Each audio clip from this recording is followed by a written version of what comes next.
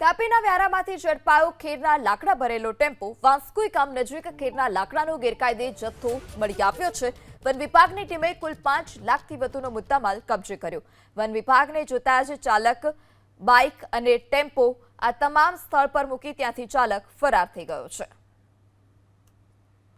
તો વ્યારામાંથી ખેરના લાકડાનો ગેરકાયદે જથ્થો ઝડપાયો છે। વાંસકુઈ નજીકથી ખેરના લાકડાનો જથ્થો ઝડપી પાડવામાં આવ્યો।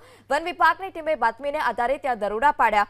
વન વિભાગને જોતા જ જે ચાલક હતો તે કાર અને ટેમ્પો મૂકી બાઇક ત્યાં જ મૂકી ત્યાંથી ફરાર થઈ ચૂક્યો છે। આ સમગ્ર મામલે વન વિભાગ તેની શોધખોળ કરી રહી છે। આગામી કાર્યવાહી કરવામાં આવશે।